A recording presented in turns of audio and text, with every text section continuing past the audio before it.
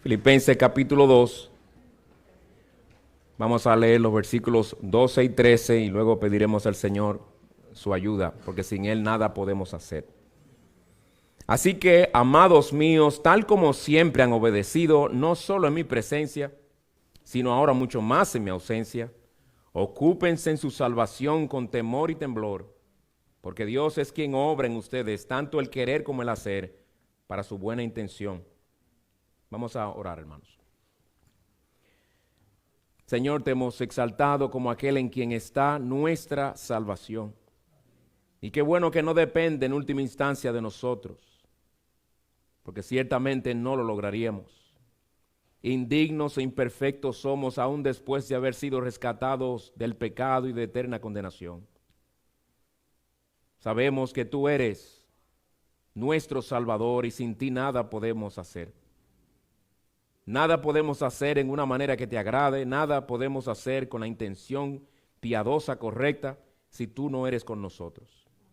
Por ello pedimos que nos capacites en la exposición de tu palabra, que tanto el predicador como todos los que escuchemos seamos ministrados por tu Espíritu y sobre todo capacitados para obedecer lo que tu palabra nos diga. Te lo pedimos en el nombre de Cristo Jesús. Amén. Como ustedes muy saben, no hay que ser un erudito para reconocer la realidad de que hay cosas que hacemos voluntariamente, como hay cosas que hacemos involuntariamente. Mientras estamos todos sentados aquí, el corazón de cada uno de nosotros está latiendo, pero no por decisión nuestra. Está latiendo ese músculo involuntariamente. Pero ustedes están ahí sentados voluntariamente, porque pueden también decidir ponerse de pie. Si alguien decidiera levantar la mano, también lo hace voluntariamente. Si alguien se rasca la frente, lo hizo porque quiso. Pudo haber no levantado la mano para rascarse la frente si no hubiera querido. Hay cosas que hacemos voluntariamente, otras las hacemos involuntariamente. Bueno, en la vida cristiana, la voluntad, la facultad de la voluntad es sumamente importante, es de vital importancia. Porque con ella, con la voluntad, elegimos obedecer y elegimos no obedecer. Es decir, que nosotros con la mente, ya hemos visto esa facultad, conocemos y entendemos los mandamientos de Dios.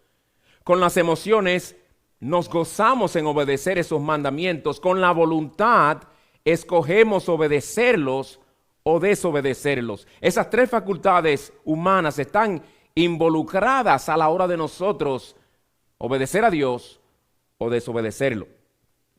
Por causa del pecado que aún mora en nosotros los creyentes, lamentablemente tendemos a ceder nuestra voluntad a lo que es malo, a lo que no agrada al Señor. La experiencia que el gran apóstol Pablo nos relata en Romanos capítulo 7 con muchos detalles, pero particularmente en el versículo 15 nos dice: lo que hago, lo que yo, el gran apóstol Pablo, hago, lo que yo, el gran cristiano Pablo, hago, no lo entiendo. ¿Pero cómo así, Pablo? O porque no practico lo que quiero, sino que lo que aborrezco, eso hago. Sí, yo, a pesar de haber alcanzado un nivel de espiritualidad tan alto, a nivel de yo poderle decir a ustedes, imitarme a mí como yo imito a Cristo. Sin embargo, aún todavía cargo con el pecado que aún mora en mí y tengo esa lucha constante. Ahora, hermanos, ¿por qué si nosotros somos nuevas criaturas en Cristo, todavía experimentamos esa lucha interna? Al concluir esta breve serie de estudios sobre el pecado remanente, hoy vamos a explorar cómo el pecado remanente, cómo el pecado que aún mora en nosotros los creyentes, influencia nuestra voluntad y cómo por la gracia de Dios podemos resistir esa influencia y ser fieles a Cristo. No nos queremos quedar únicamente en cómo el pecado nos afecta, sino cómo la Escritura nos enseña a nosotros abordar ese problema inmenso que tenemos. Ya hemos visto el pecado remanente. El primer sermón fue dedicado a ver la naturaleza del pecado remanente, que es, en sí es ese residuo de enemistad natural contra Dios que todavía queda en nosotros, algo horrible. También vimos el pecado remanente y su fuente, la fuente principal es el corazón. El corazón, del corazón del hombre salen los malos pensamientos, etcétera, etcétera. Marcos capítulo 7, versículo 21 en adelante. El pecado remanente y la influencia y su influencia en la mente, ya lo vimos también. Vimos el pecado remanente y su influencia en las emociones. Y hoy veremos, por último, el pecado remanente y su influencia en la voluntad, nuestra voluntad. Pero ya que vamos a estar hablando de la voluntad humana, ¿qué es la voluntad? ¿Qué es la voluntad? ¿Cómo tú lo definirías? La manera más simple, hermanos, es diciendo que es la facultad humana mediante la cual nosotros elegimos y decidimos hacer lo que hacemos. O elegimos o decidimos no hacer lo que no queremos hacer. Y la voluntad es influenciada directamente por el entendimiento y por las emociones. Y se lo voy a ilustrar a ustedes, niños, que espero estén escuchando con atención. Si tú estás jugando tu juego favorito, sea juego electrónico o lo que sea, o ese regalo nuevo que te dieron en la Navidad, si tú estás con ese juguete tan favorito que se te pasan las horas si te dejaran ahí y no lo sueltas, y oyes una voz en tu idioma que entran por los oídos y el cerebro interpreta que dice, fulanito, deja el juego y ponte a hacer la tarea, que mañana es día de escuela. Con el entendimiento, con la mente, tú entendiste el mandamiento de tu padre o de tu madre. Las emociones te dicen, pero esto está demasiado bueno como para dejarlo. Y tu mente molesta ante el mandamiento y tus emociones deleitándose en lo que están haciendo. Ambas se unen como un coro y le dicen a la voluntad, no hagas eso ahora porque esto está muy bueno. Y la voluntad decide no obedecer a mami o no obedecer a papi. Lo contrario también pudo haber sido una realidad. Oíste lo que se te dijo, entendiste el corazón tuyo, dice, pero yo quiero esto. Pero tu entendimiento te dice, pero Dios dice que obedezca a mi papá y mi mamá. Yo entonces llevo mi voluntad a someterse a la de Dios y obedezco lo que me están diciendo. Ve cómo las tres facultades están constantemente en función. Lo que pasa es que no es fácil determinar cuándo una cosa entra, cuándo una se involucra con la otra, cómo una afecta a la otra, pero las tres facultades humanas siempre están en función y la voluntad es la que básicamente al final cede a la tentación o resiste la tentación. Antes de la caída la cosa era muy diferente, porque Adán y Eva eran perfectos. La voluntad de Adán gustosamente y la de Eva gustosamente se sometían a la voluntad de Dios. Cuando Dios le dijo que labrara la tierra, Adán empezó a labrar la tierra sin problema. Cuando Dios le dijo que le pusiera nombre a los animales, inmediatamente vemos que le pone nombre a los animales. No había controversia entre la voluntad de Adán y la voluntad de Dios, porque estaba en un estado de perfección moral. Después de la caída, el cuadro cambia completamente. Completamente. Tanto así que ahora venimos a ser, nuestra voluntad viene a ser ahora esclava del pecado. Jesucristo le dijo eso a los fariseos, a un grupo de fariseos, los cuales enfureció grandemente en Juan 8:34. En verdad les digo que todo el que comete pecado es esclavo del pecado. No es uno que está libre, es un esclavo. Una esclavitud un poco extraña porque los esclavos generalmente no les gusta estar bajo esclavitud, pero el pecador se deleita en su esclavitud. Ama y besa sus cadenas porque se goza en el placer que el pecado le produce. Solo Cristo puede librarnos de esa esclavitud, como él dice en el versículo 32, y conocerán la verdad y la verdad los hará libres. ¿Pero libres para qué? Libres para obedecer libre y voluntariamente a Dios por amor a Él. Es algo que no nacemos con eso. Dios tiene que obrar en nosotros. Sin embargo, hermanos y amigos, a pesar de esa obra poderosa que Dios ha hecho en los creyentes, nuestra voluntad sigue bajo la influencia de nuestro pecado remanente. Es una realidad. En Mateo capítulo 26, encontrándose en el huerto de Getsemaní, el Señor Jesucristo le pide a sus discípulos que oren por Él, que oren con Él. Él se fue a cierta distancia a orar, en privado a su Padre, pero lo dijo a ellos, quédense aquí y velen conmigo, oren que oren también. Él se encontraba en gran angustia. Él abrió su corazón y les dijo, mi alma está angustiada hasta la muerte. Se acercaba el momento en que él iba a tomar el lugar de pecadores, iba a recibir el castigo de su Padre por ellos. Y el Señor estaba hasta sudando como grandes gotas de sangre, dice Lucas. Un tiempo de mucha angustia para el Señor Jesucristo.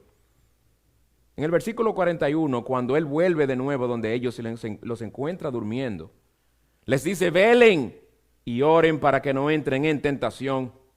Y ahora el Señor dice unas palabras que parecen, que podrían decirse son una manifestación de la compasión del Señor, de cómo Él se acuerda de que somos polvo. El espíritu está dispuesto, pero la carne es débil. Fíjense, Él los encuentra durmiendo. Pudo haberlos regañado. Y ellos, que si debieron haber sido los que dijeran, Señor, mi espíritu está dispuesto. Yo estaba dispuesto a seguir orando y velando contigo, pero el sueño, el cansancio y el desgane quizás me venció. El Señor dice, no, déjame yo decirle lo que está pasando con ustedes. Yo entiendo. Es que el espíritu está dispuesto. Yo conozco el corazón de ustedes y lo que sinceramente anhelan y hubieran querido poder perseverar en oración, pero yo sé también algo que es una realidad con la que ustedes van a vivir hasta que mueran. La carne es débil. La carne es débil. De ahí la advertencia, velen y oren, porque la carne es débil. Todos aquí los que somos verdaderos cristianos, quienes Cristo ha salvado y ha cambiado nuestros corazones, dime si no es así, tú deseas ser más fiel al Señor. Pero dime si también no lamentas no ser tan fiel como debieras ser. Tu espíritu está dispuesto, pero tú cargas con una carne que es débil.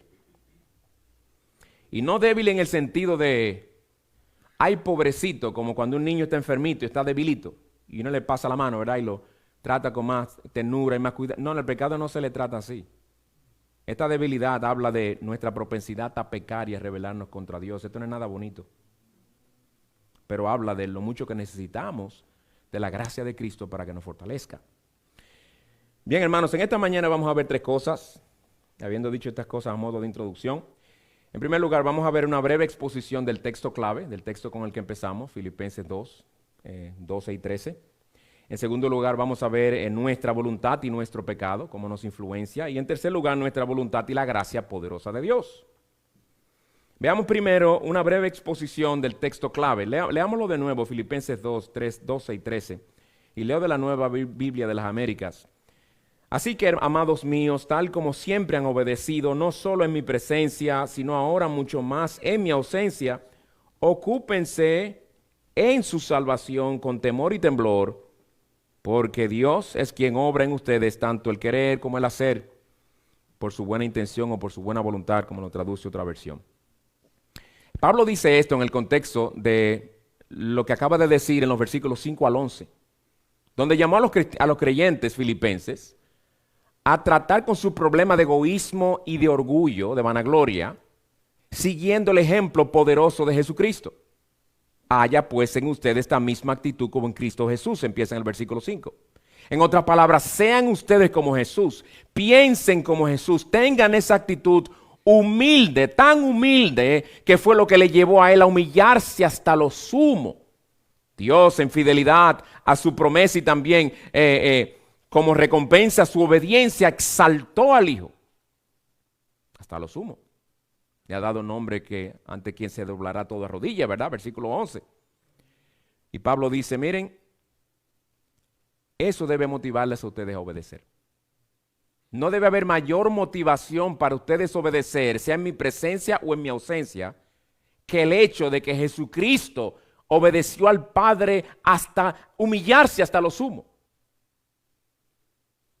Y dice él en el versículo 12, así que, tal como Jesús lo hizo, así que ocúpense en su salvación con temor y temblor. ¿Cómo así? ¿Es esto un llamado a nosotros procurar ganarnos nuestra salvación? No, hermanos, porque ya en los versículos 8 y 9 nos ha dicho claramente que la salvación es por gracia, no por obras, para que nadie se gloríe. Queda claro que no es un llamado que Pablo nos está haciendo aquí a ganarnos nuestra propia salvación. Noten bien las palabras, hermanos. Dice ocúpense en, no ocúpense por.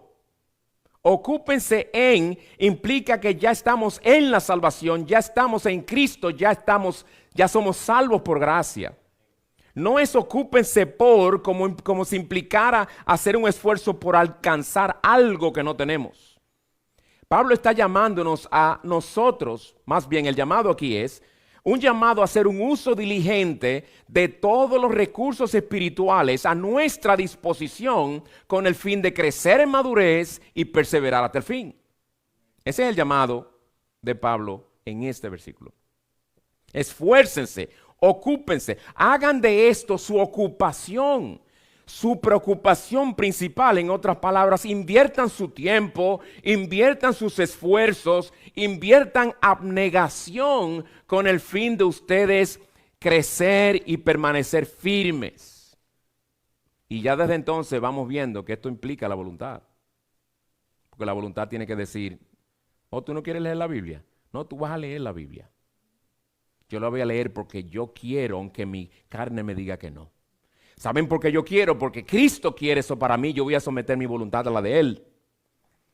Para obedecer lo que este texto dice, hay que dominar nuestra voluntad y llevarla a los pies de Cristo. Como Pablo decía, yo no peleo como quien da golpes al aire, 1 Corintios 9, sino que golpeo mi cuerpo y literalmente lo lleno de moretones y lo hago mi esclavo. Entonces nosotros somos los que tenemos la gracia para decidir si obedecemos o no. Ya vamos a ver más adelante lo que eso implica, hermanos. Pero también Pablo menciona aquí la actitud con la cual esto debe hacerse. Dice con temor y temblor. Con temor y temblor, es decir, que nos ocupemos en nuestra salvación con el debido sentido de la autoridad de Dios. Aquí no estoy yo tratando con cosas opcionales, sino que Dios me ha llamado a hacerlo. Que lo hagamos con un sentido de nuestra gran debilidad, lo mucho que necesitamos de su gracia, con el debido sentido de que vamos a dar cuentas el día del juicio por nuestra vida. En resumen, Pablo nos está llamando a ocuparnos en nuestra salvación con el máximo nivel de seriedad. Pablo dice, toma esto de tu ser diligente en el uso de los recursos espirituales que Dios te ha dado. Tómalo muy en serio. Muy en serio. Pero surge una pregunta. Si Jesucristo ya nos ha dicho, como le dijo a los apóstoles, que nuestra carne es débil a pesar de lo muy dispuesto que esté nuestra alma regenerada, ¿cómo personas como nosotros, tan débiles, van a poder hacer lo que este texto nos dice? El texto nos responde en el versículo 13, que Dios nos capacita. Mira el versículo 13. Porque Dios es quien obra en ustedes tanto el querer como el hacer. Porque Dios es quien obra en ustedes el querer como el hacer. El incentivo es, hazlo, porque Dios te manda, pero hazlo con el ánimo y la seguridad de que Dios obrará en ti. De que el Espíritu que Dios ha hecho morar en ti te seguirá fortaleciendo para hacer eso. Hermanos, el Espíritu que Dios ha hecho morar en nosotros es el Espíritu que nos santifica. Continuamente está haciendo una obra santificadora en nosotros. Lo hace en nuestra mente, Romanos 12:2, que seamos transformados por medio de la renovación de nuestro entendimiento. Él también santifica nuestras emociones, llevándonos a deleitarnos cada vez más en aquello que es puro, santo, aquello que le agrada a Él, y aborrecer cada vez más aquello que es todo lo contrario, contrario a su voluntad. Pero nuestro texto nos llama, en Filipenses 2:13, nos recuerda que el Espíritu Santo es el que santifica nuestra voluntad. ¿Y cómo obra el Espíritu Santo en nuestra voluntad? El texto lo dice, obrando en nosotros el querer, la voluntad, y el hacer, la acción o la obediencia. Aclaro, no que Dios lo hace por nosotros. Pone el deseo en nosotros, pero los que tienen que hacerlo somos tú y yo. Somos tú y yo. Él inclina nuestra voluntad hacia lo santo, hacia lo bueno, hacia lo agradable a Él. Inclinación que no tiene el inconverso. Una persona inconversa puede tener la inclinación de hacer un bien, pero por motivaciones horizontales. Porque le hace bien a la gente, porque eso le puede ganar más dinero, porque eso hace que su familia tenga una mejor situación económica, porque es lo bueno, porque es lo que la sociedad espera de mí, porque es lo que la ley humana dice, pero su motivación no es vertical. No porque glorifica a Dios, no porque es lo que Él me dice en su palabra, todo es horizontal. Pero el creyente es diferente. Dios pone un querer y un hacer piadoso, motivaciones piadosas. Él pone ese deseo y nos capacita para hacerlo también. El querer como el hacer también. Pero a ti y a mí nos toca, oye bien, responder a esos impulsos santos que el Espíritu Santo pone en nosotros. John Owen, el puritano, dice: el Espíritu Santo no obliga, sino que inclina y renueva la voluntad del hombre, capacitándolo para amar lo que antes aborrecía y para odiar lo que antes deseaba. Fin de la cita. Hermanos, tristemente tú lo sabes, yo lo sé, no siempre cedemos a los impulsos que el Espíritu Santo pone en nuestros corazones. No siempre lo hacemos.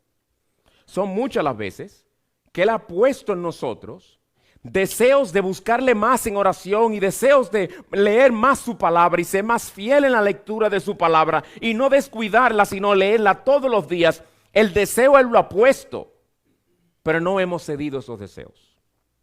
Y tú lo sabes, y yo lo sé. Él ha obrado en nosotros el querer ser más humildes, pero cuando nuestros corazones se enaltecen, cuando hemos hecho algo bien o que nosotros hemos pensado que lo hicimos bien en nuestro orgullo, no le recordamos a nuestro corazón que no tenemos nada a menos que Dios nos lo haya dado. No luchamos con esos pensamientos orgullosos. No actuamos como David, quien en el Salmo 27, versículo 8, dijo lo siguiente: cuando dijiste, le dice a Dios, cuando tú dijiste, busquen mi rostro, mi corazón te respondió, tu rostro, Señor, buscaré. Hermano, yo no creo que aquí David está citando un texto. David lo que está diciendo es: Señor, cuando tú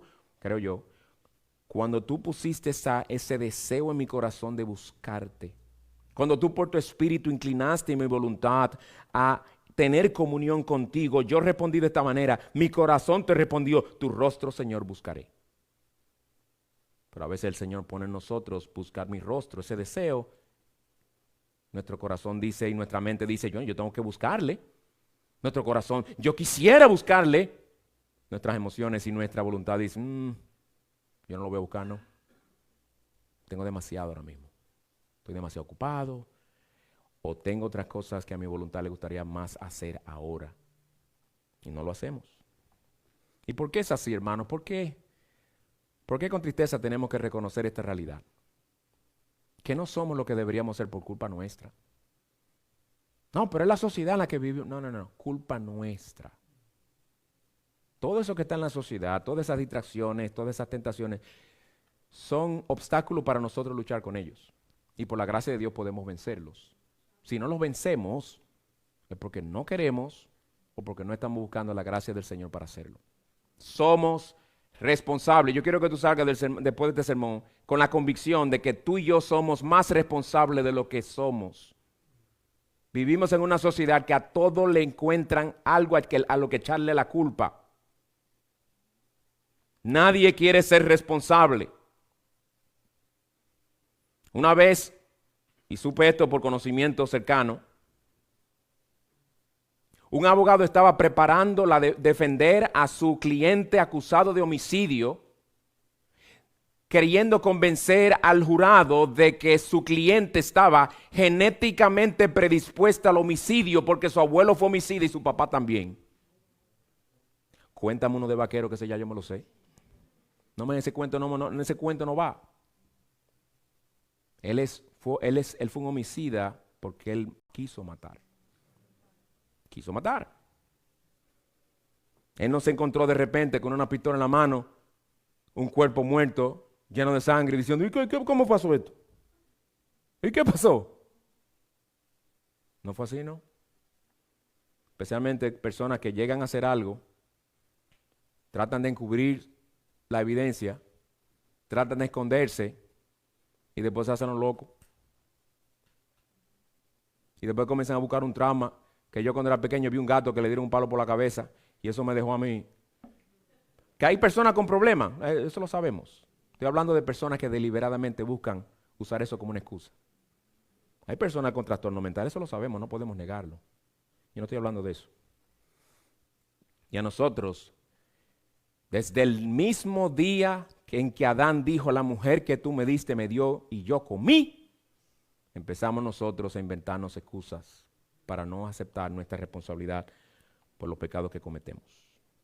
¿Por qué es así entonces? Bueno, es así, esto pasa, tendemos a ceder a nuestra voluntad a lo malo y no tanto a lo bueno como deberíamos por la influencia del pecado remanente en nosotros. Y eso nos lleva al segundo punto, nuestra voluntad y nuestro pecado. ¿Cómo funciona eso? ¿Cómo es que el pecado que aún queda en nosotros influencia nuestra voluntad? Ya vimos cómo influencia la mente, cómo influencia las emociones. ¿Cómo es que sucede lo que Pablo dice en Romanos 7:15, que todos podemos decir amén porque lo sabemos? Porque lo que hago no lo entiendo, porque no practico lo que quiero hacer, sino que lo que aborrezco, eso hago. ¿Cómo es eso? Fíjense que todo dijo el hombre, quizás el hombre más parecido a Jesús que ha habido en el globo terráqueo. Bueno, lo que pasa es que nuestra voluntad por gracia de Cristo ha sido liberada del dominio del pecado. Eso ya lo vimos, ¿verdad? Pero no ha sido liberada de la presencia del pecado. El pecado aún mora en nosotros. Tampoco ha sido liberada de la influencia que el pecado puede ejercer en nosotros. Pero esa influencia no es total, no es absoluta. Tenemos la gracia de Cristo como para poderle decir no a la tentación, como para poderle decir a Satanás, escrito está. La pregunta es si lo hacemos, es otro asunto. Veamos ahora de una manera más clara cómo es que el pecado influencia nuestra voluntad. Y vamos a usar el caso de Sansón y Dalila para ilustrar cómo eso funciona. Y yo creo que esto va a ayudar a que entendamos mejor usando este cuadro que se nos presenta en Jueces capítulo 16, en los versículos 4 al 21. Allí se nos relata la situación de Dalila. Sansón, este gran hombre de Dios, que el secreto de su fortaleza radicaba en su cabello, y era un secreto que él no debía decirle a nadie, por orden del Señor, se encuentra con esta mujer. Pero ¿dónde empezó todo? En primer lugar, Sansón empezó a ceder desde el momento que empezó a violar su conciencia. Antes de llegar a cómo sucedió, cómo se dio, retrocedamos.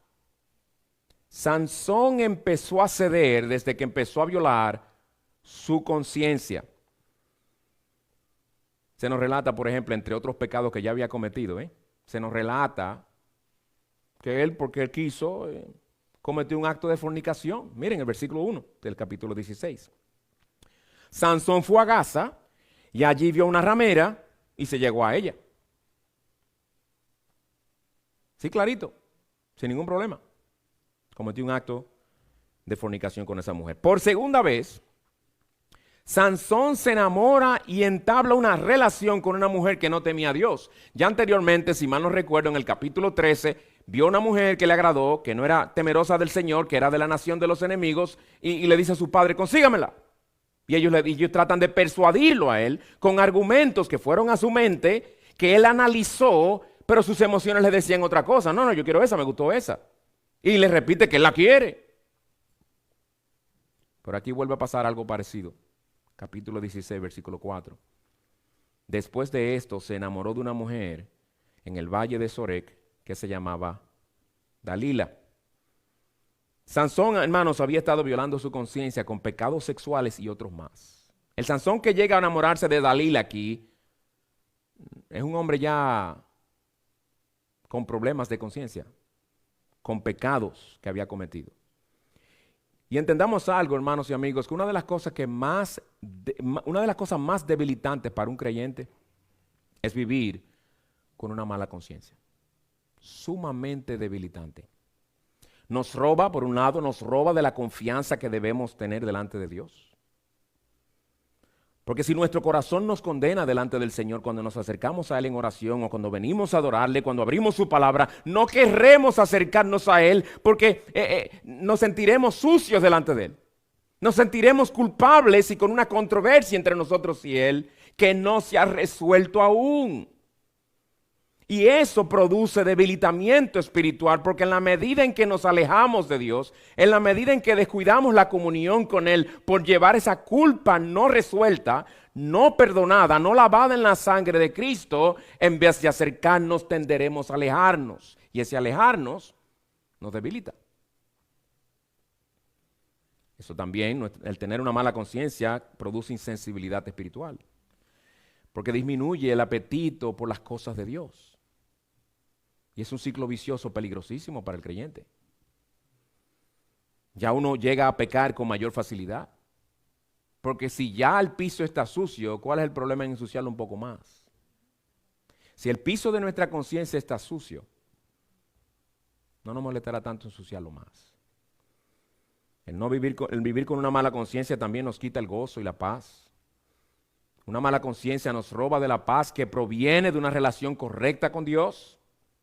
Lo que le pasó a David, que él relata en el Salmo 32, versículos 3 al 4, dice allí, mientras callé mi pecado, y aquí se refiere al pecado con Betsabé y lo que hizo con el esposo, mientras callé mi pecado, mi cuerpo se consumió con mi gemir durante todo el día, porque día y noche tu mano pesaba sobre mí. Mi vitalidad se desvanecía con el calor del verano. Sin esa paz, la motivación para obedecer a Dios disminuye. El creyente se siente culpable y desanimado, cuando en realidad no hay necesidad de andar así, cuando 1 de Juan 1:9 nos dice que si confesamos nuestro pecado, Él es fiel y justo para perdonarnos. Y en Hebreos 9:14 se nos dice, cuánto más la sangre de Cristo, quien por el Espíritu eterno, Él mismo se ofreció sin mancha a Dios, purificará nuestra conciencia de obras muertas para servir al Dios vivo. ¿Ven la purificación primero y luego servir? ¿Ven esa conexión ahí? Pero tratar de servirle con una mala conciencia, que realmente no deberíamos cargar. Ningún creyente debería andar encorvado bajo el peso de la culpa de una conciencia culpable cuando en Cristo hay perdón. Una conciencia purificada fortalece en el creyente su resolución para obedecer a Cristo. Pero cuando toleramos el pecado, se vuelve más difícil resistirlo. El puritano William Gurnall dijo lo siguiente: la paz de una buena conciencia hace al cristiano valiente en los conflictos, mientras que una conciencia culpable lo debilita antes de que comience la batalla. Tiene mucha razón. Así mismo se encontraba Sansón. Así mismo se encontraba antes de la batalla, es decir, antes de que esta mujer empezara a decirle que le dijera el secreto de su fuerza, ya Sansón llegó débil, porque él vino con una mala conciencia. Sansón llegó débil en la batalla. Pues esto sucede con Sansón. Primero, esto lo vemos, eso se ilustra nuestra situación y cómo el pecado influencia nuestra voluntad. Lo hace primero por medio de una mala conciencia. Pero en segundo lugar, vemos aquí que Dalila persistió hasta desgastarle la resistencia a Sansón. Versículo 16. Y sucedió que presionándole ella diariamente con sus palabras e importunándole, su alma, la de Sansón, fue reducida a mortal angustia. Y Dalila insistía y para variar insistía otra vez.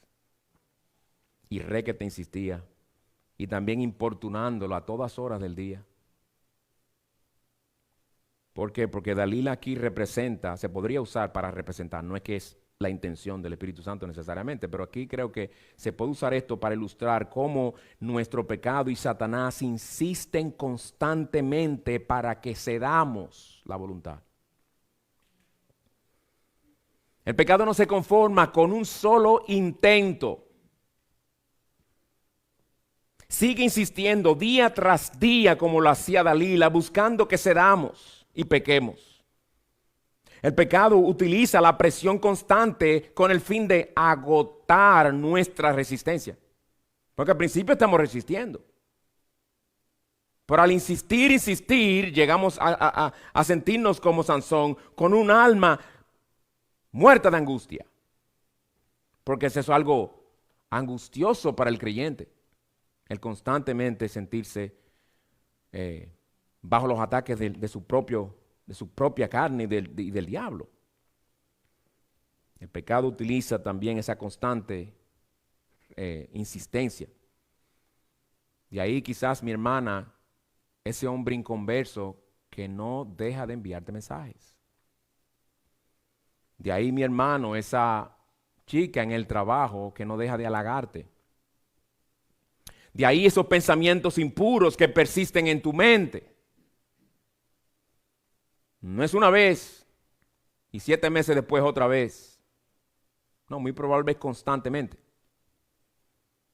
En el Evangelio de Lucas, cuando se nos habla de cuando Jesús fue tentado en el desierto, cuando terminó la tentación, dice el texto que el diablo se fue esperando un tiempo más oportuno. Él no lo olvidó a Jesús. Recuerda que en Hebreos dice que él fue tentado en todo, pero sin pecado. La única tentación de Jesús fue en el desierto. Pero también, en tercer lugar, Dalila apeló a las emociones de Sansón.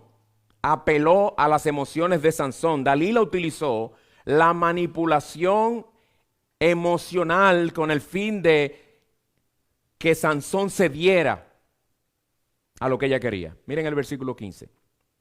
Entonces ella le dijo: ¿cómo puedes decir que me amas cuando tu corazón no está conmigo? Apelando a las emociones. Ya me has engañado 3 veces. Porque él había dicho que la fuente de su poder estaba en otras cosas, no en el cabello. Ya me has engañado 3 veces y no me has declarado en qué radica tu gran fuerza. Así, hermanos, también nuestro pecado apela a nuestras emociones, distorsionando la verdad y haciéndonos sentir culpables o responsables de algo, para que, no queriendo nosotros sentir ese sentido de culpa, cedamos a la tentación, cedamos a lo que no es agradable al Señor. Muchas veces queriendo agradar a otro. Muchas veces para que fulanito o fulanita no se sienta mal. Si yo no miento por él, ¿y qué va a pensar? Hasta eso me puede cerrar la puerta para hablarle del evangelio, si se enoja conmigo. Bueno, nuestra carne puede que nos grite: hazlo, hazlo, no te preocupes, que Dios sabe que eso te alivia. Tú sabes lo atareada que es tu vida. Tú sabes las presiones que tú tienes de ser un padre y proveedor en el hogar, y una madre que también tiene que hacer tantas cosas para mantenerse a flote. ¿O acaso crees que Dios no entiende tu situación? Hazlo. O quizás te diga: lo volviste a hacer después que caes. Lo volviste a hacer, esa es tu debilidad. Mira, acéptalo, que hasta que tú te mueres esa es tu debilidad. Y Dios entiende eso, que el espíritu está dispuesto a la carne débil. Jesús entiende. Esa es tu debilidad. Acéptala. Enciendo que te sientas triste cada vez que lo haces. Dios te entiende. En otras palabras, entrégate, hazlo, cede, que si sigues resistiendo te va a subir la presión, te va a dar un ataque. Apelando a nuestras emociones. Pero también Sansón voluntariamente cedió a la tentación. Oh, sí, Dalila hizo todo eso. Pero el responsable aquí principalmente fue el que dijo: está bien, se lo voy a decir. Sansón cedió, se dejó dominar por la presión constante de Dalila y decidió. Aquí no se nos dice que Dalila vino con un cuchillo, vino con una banda de maleantes. No. Él decidió revelarle el secreto de su fuerza, lo cual le estaba prohibido. Dice en el versículo 17, bien claro. Entonces le declaró todo lo que había en su corazón. No dice que lo forzaron. Él lo quiso porque quiso. Este acto voluntario de ceder dio lugar, hermanos y amigos, a que los enemigos lo capturaran, le sacaran los 2 ojos y lo pusieran a trabajar como un esclavo. Cuando cedemos a la tentación, las consecuencias pueden ser devastadoras, afectando nuestra relación con Dios, nuestras propias vidas y aún la vida de otros seres queridos. Jóvenes, aprovecho y me dirijo a ustedes. El pecado promete lo que nunca puede dar, felicidad, y no te promete lo que él siempre da, destrucción. Esa parte te la esconde. Pero Cristo salva del pecado y sus consecuencias. Y hermanos, esto podemos verlo, esto de ceder nuestra voluntad al pecado en Adán y Eva, en su rebelión en el jardín del Edén. Dice el versículo Génesis 3:6, la mujer vio que el árbol era bueno para comer, el árbol que Dios había dicho no de ese. De repente empezó a lucir bueno, que era agradable a los ojos, que el árbol era deseable para alcanzar la sabiduría. Pero ¿y qué pasó con que el árbol era prohibido? En ese momento no fue relevante, ¿verdad? ¿Qué hizo ella a la luz de eso? Después de interpretar todas las cosas totalmente diferentes a lo que Dios les había dicho, tomó de su fruto y comió, y dio también a su marido que estaba con ella, y él comió. Y pecaron contra el Señor, deliberadamente. Caín, Dios lo ve furioso. Le advierte en Génesis 4:7, si haces el bien no serás aceptado. Si no haces bien, el pecado yace a la puerta y te codicia, pero tú debes dominarlo. No cedas, Caín. No cedas tu voluntad. Tú tienes que dominar tu voluntad. Pero él escogió matar a su hermano. Él lo escogió. No fue el calor del día. Fue que él quiso hacerlo. Jonás huyó del llamado de Dios. Ve a Nínive y él va vía contraria. Dios llamó a Jonás a predicar a esa ciudad, pero Jonás decidió huir en dirección opuesta. Pero Jonás 1:3, se levantó, no lo levantaron, se levantó para huir a Tarsis, lejos de la presencia del Señor o lejos de la presencia especial del Señor. Porque Dios está en todo lugar. Y hermanos, ¿entiendes un poquito mejor ahora lo responsable que somos nosotros? Nuestros pecados no son errores. No le llamen errores a los pecados, hermanos. Un error es que en vez de ver que me faltan tantos minutos, yo pienso que me faltan más. Un error es llamar a alguien Juan en vez de Eurípides. O sea, ¿usted entiende lo que digo? Esos son errores. O error, sumando algo, un error. Sin querer tropecé y le di a alguien, es un error. Nuestros pecados son actos deliberados de desobediencia a Dios.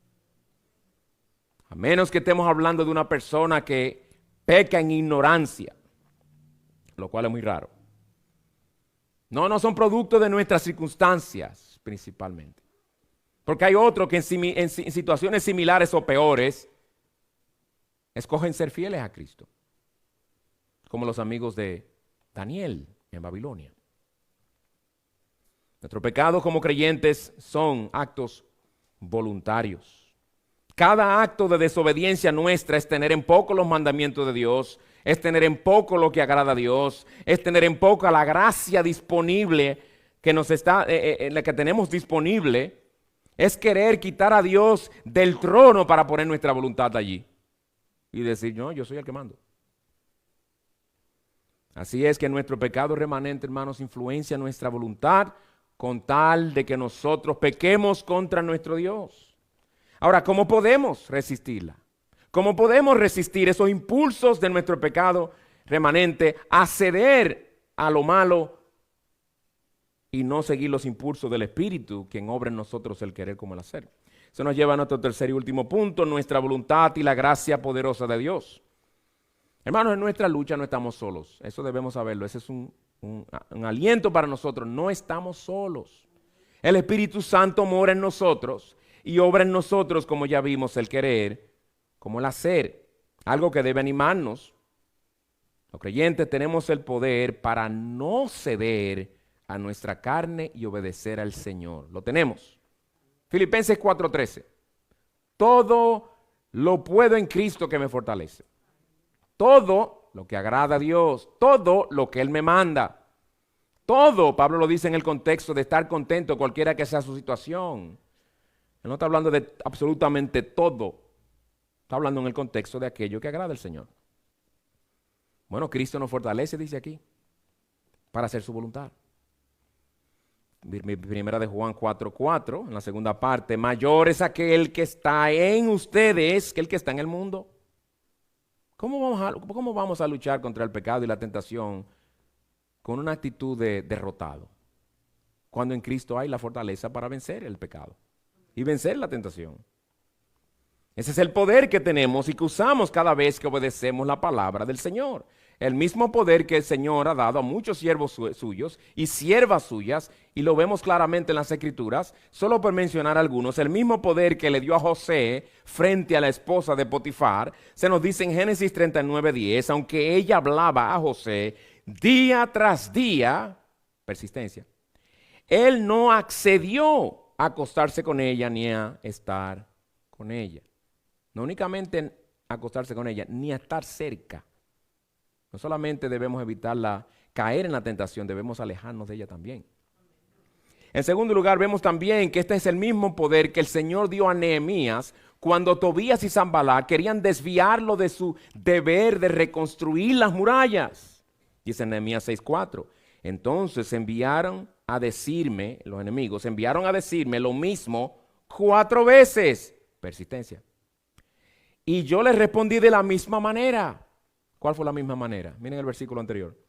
Yo estoy haciendo una gran obra y no puedo descender. No me distraigan. No me distraigan y no me voy a dejar distraer. Y volvieron 4 veces más y les respondió lo mismo. Se mantuvo firme. No cedió. El Señor lo fortaleció. El mismo poder que el Señor le dio a Daniel cuando se le prohibió orar. Daniel 6:10, cuando Daniel supo que el documento estaba firmado, entró en su casa y como lo solía hacer antes, continuó arrodillándose 3 veces al día, orando y dando gracias delante de su Dios. Con sus acciones dijo, yo obedezco a Dios antes que a los hombres. El mismo poder que el Señor le dio a Pablo también, quien ante las predicciones de lo que él iba a sufrir en Jerusalén, dice en Hechos 20:24, pero de ninguna manera considero mi vida valiosa para mí mismo a fin de poder terminar mi carrera y el ministerio que recibí del Señor para dar testimonio solemnemente del evangelio de la gracia de Dios. Fortalecido por el Señor también. Y nuestro ejemplo supremo, el Señor Jesucristo. Satanás insistió. Él no se dio por vencido en la primera tentación en el desierto. Él le lanzó otra, y le lanzó otra, le citó las Escrituras. Y Jesús volvió a responder en cada una de esas veces, escrito está. En otras palabras, Dios dice lo contrario a lo que tú dices, Satanás. Y yo voy a obedecer a mi Padre. Ese mismo poder está a nuestra disposición, hermanos. Y si es así, ¿qué debemos hacer? Termino con estas exhortaciones prácticas. Primero, procura resistir el pecado en el poder de Dios. Si su poder está a nuestra disposición, procura resistir el pecado en el poder de Dios.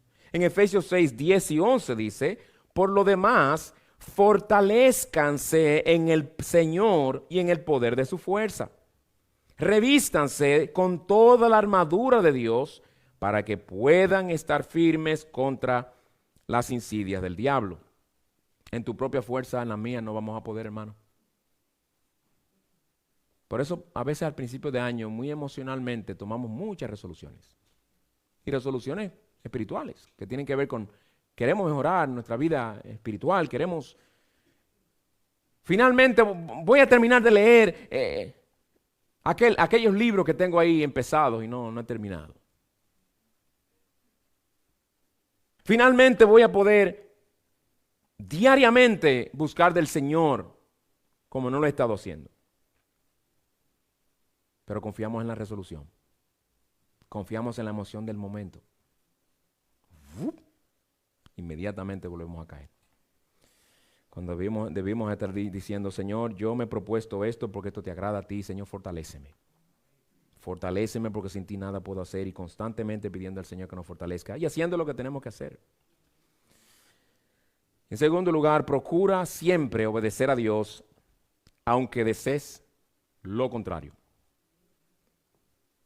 Eso crea carácter en un individuo.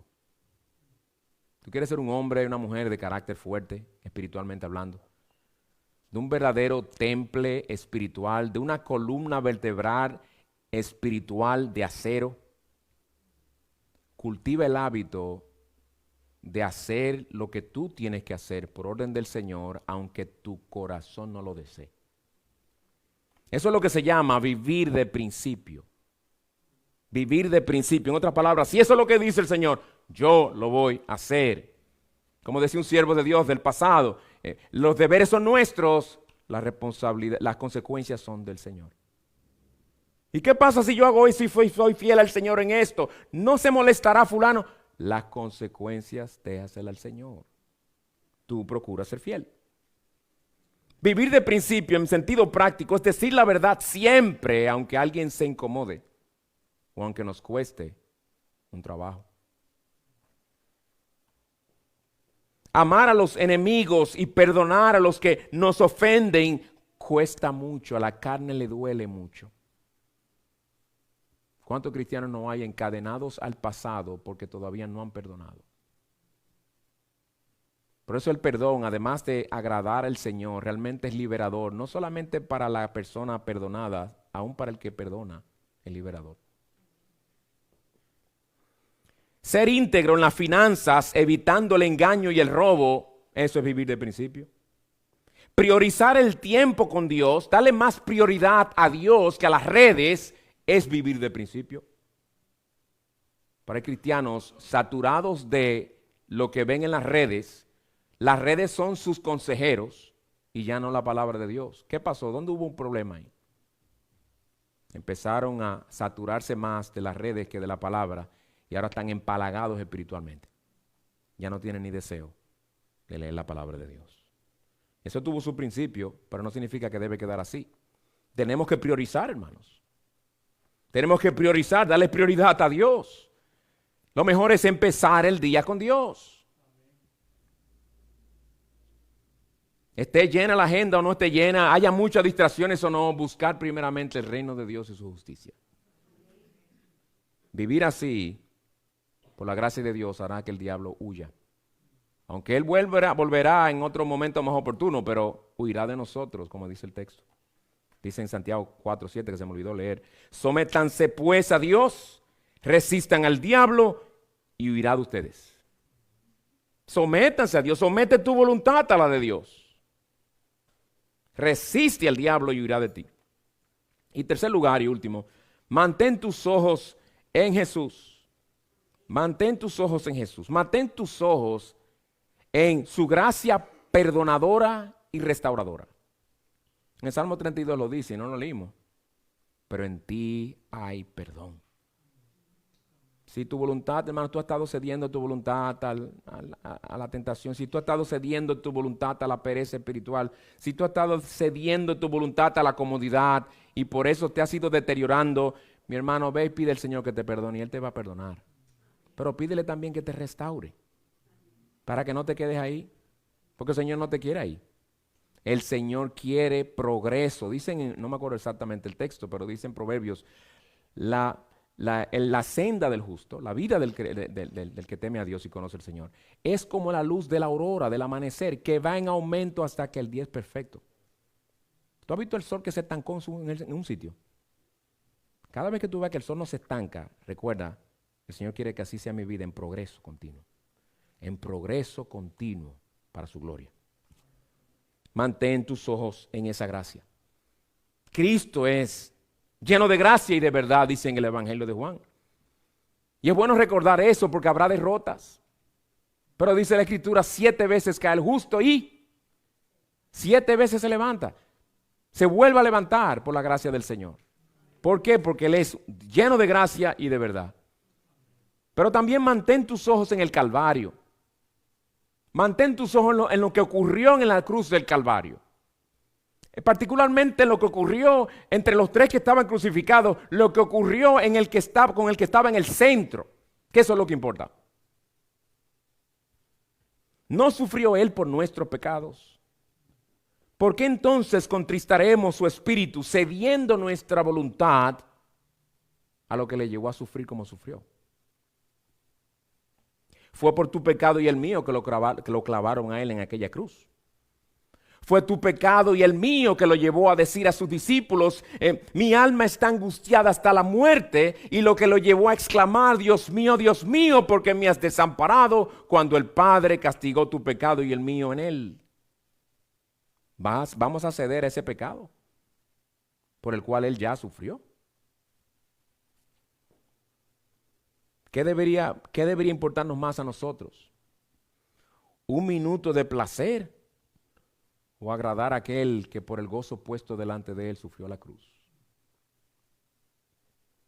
Que el Señor nos ayude a vivir con nuestras mentes, emociones, voluntades consagradas al servicio de nuestro gran Dios y Salvador Jesucristo. No quiero concluir sin decirte una breve palabra a ti, mi amigo, que no conoces al Señor. En Juan capítulo 5, 39 al 40, Él le dice esto a un paquetón de hombres religiosos, pero que estaban perdidos. Tenían la Biblia en sus manos, en otras palabras, tenían acceso a la palabra, pero aún así no querían saber de Jesús. Oye lo que le dice. Ustedes examinan las Escrituras, las conocían bien, conocían hasta cuántos versículos había en la Biblia, cuál es el versículo del centro, se sabían todo. Ustedes examinan las Escrituras porque piensan tener en ellas la vida eterna, y son ellas las que dan testimonio de mí. Pero, a pesar de todo eso, ustedes no quieren venir a mí para que tengan esa vida. Conocen de esa vida, saben citar versículos que hablan de esa vida que Dios da por gracia, saben lo que decía la Escritura sobre el Mesías, lo que vendría a ser, pero a pesar de todo ese conocimiento, el Mesías viene y no quieren venir a Él. Amigo que nos visitas, te pregunto, porque aquí todo el mundo conoce de la Biblia. Aquí no tenemos a nadie sentado aquí, estoy seguro, que por primera vez ha escuchado un versículo de la Biblia. Y que por primera vez ha escuchado sobre Jesús. Amigo, ¿de qué te vale leer la Biblia y escuchar sermones sobre Jesucristo, el único Salvador, y creer que es así, que Él es el Salvador, cuando a la vez no quieres venir a Él por medio de la fe para que Él te salve? ¿Qué pensarías de una persona que está enferma de un cáncer bien raro, a la cual le dicen que hay un hospital donde hay un doctor que tiene remedio para ese cáncer tan raro, y que vaya allá, y ese que tiene ese cáncer tan raro dice, no, yo no quiero ir? ¿Qué tú dirías de una persona así?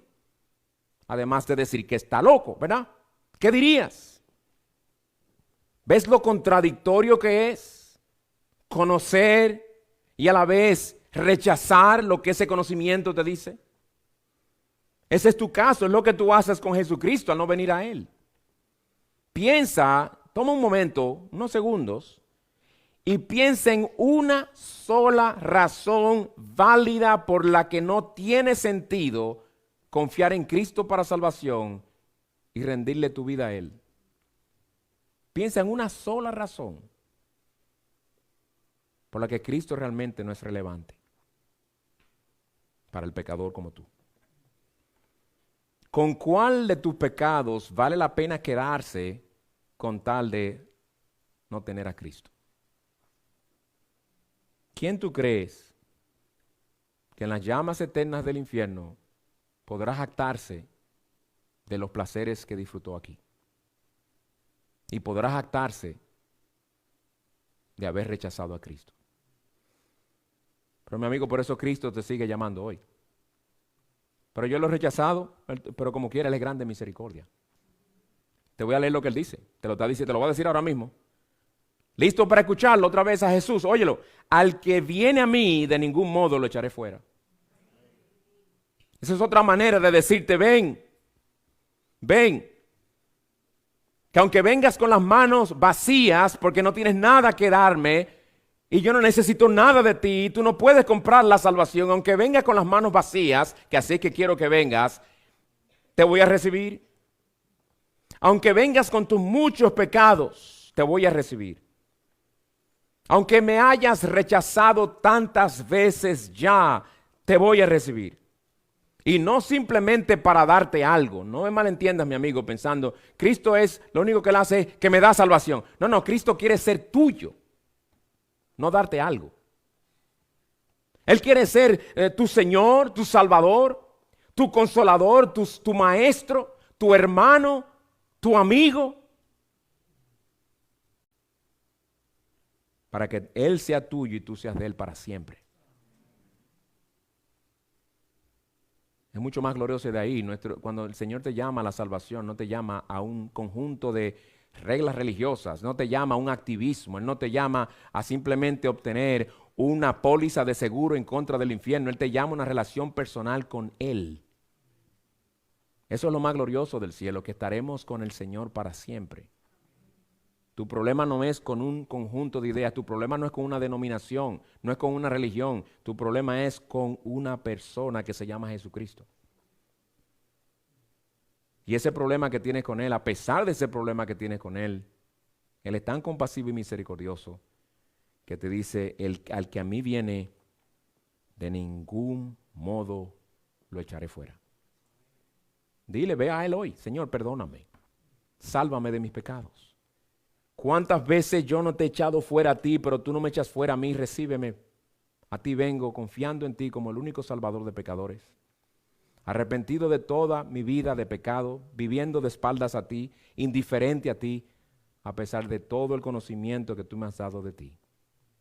Perdóname, Señor, por las veces que tapé mis oídos a tu palabra, por las veces que tapé mis ojos para no contemplar tu gloria.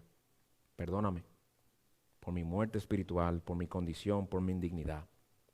Tú has dicho en tu palabra, aunque yo no lo siento, Señor, aunque yo quizás no me gusta mucho esa vida de los cristianos, yo sé que yo tengo un problema contigo y tú eres mi única esperanza de salvación. Sálvame, Señor, de mi pecado. Mi amigo, no lo sigas rechazando, ve a Él hoy. Él no te rechazará, Él te salvará en gracia y misericordia. Oremos.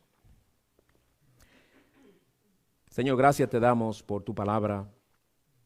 Gracias te damos por el glorioso y poderoso Salvador que tenemos en Cristo Jesús. Te rogamos que nos ayudes como creyentes a fortalecernos en tu fuerza para resistir los impulsos de nuestro pecado remanente, para que tomemos esta voluntad nuestra y siempre la sometamos a ti.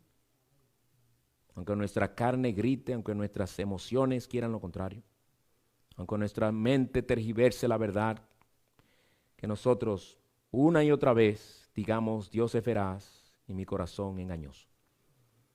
Ven y bendícenos. También ten misericordia de aquellos que hasta ahora te han rechazado. Recíbelos, obra en ellos, Señor, y tráelos a ti para salvación de sus almas. Todo esto te lo pedimos en Cristo Jesús. Amén.